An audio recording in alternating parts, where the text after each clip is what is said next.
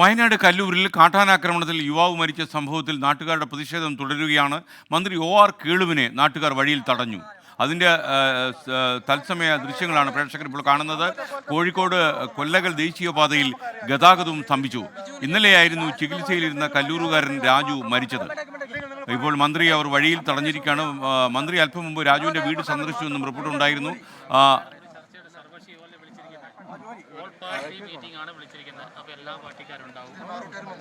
സുർജിത്ത് അയ്യപ്പത് വിവരങ്ങൾ നൽകുന്നു. പറയൂ സുർജിത്ത്. ഓൾ പാർട്ടി മീറ്റിംഗ് അല്ലേ വിളിച്ചിരിക്കുന്നത്. ഞാൻ ഇവിടുന്ന് ഒന്നും പറയുന്നില്ല. എല്ലാ പാർട്ടിക്കാരും ഉണ്ട്. അവരുടെ സാന്നിധ്യത്തിൽ എല്ലാവരും കൂടി ചർച്ച ചെയ്യും. ചർച്ചയിൽ പൊതു തീരുമാനമുണ്ട്. ആ പൊതു തീരുമാനം പറയും. ഇവരുടെ ശരിയല്ലല്ലോ.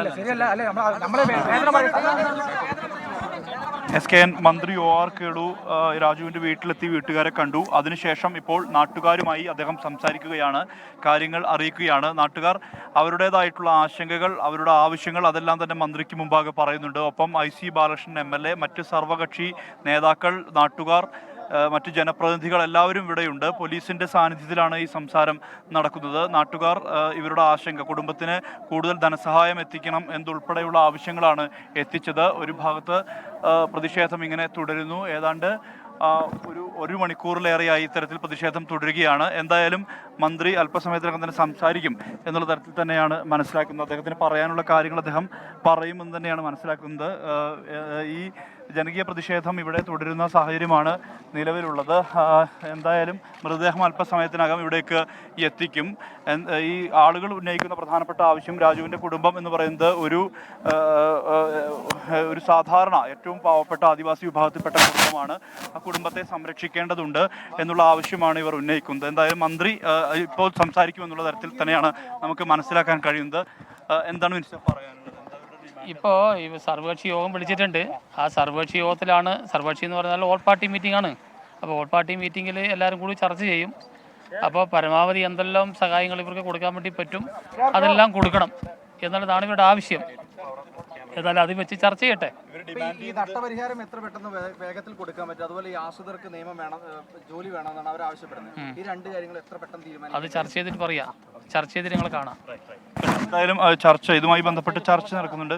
ചർച്ചയ്ക്ക് ശേഷം അദ്ദേഹം പിന്നെ മന്ത്രി പറഞ്ഞു കഴിഞ്ഞാൽ അത് നിങ്ങളങ്ങനെ ഏകപക്ഷീയമായി പറയാൻ ചോദിക്കും.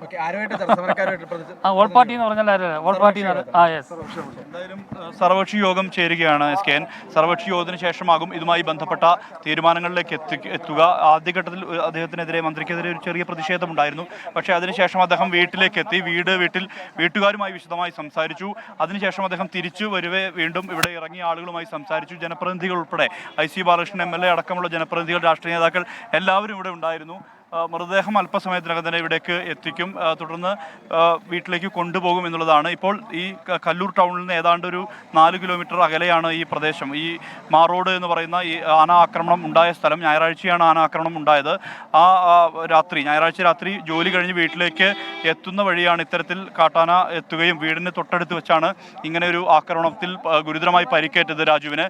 ഒരു കുടുംബത്തിൻ്റെ, അതായത് ഭാര്യയും സുർജിത്ത് അയ്യപ്പത്താണ് വിവരങ്ങൾ നൽകിയത്.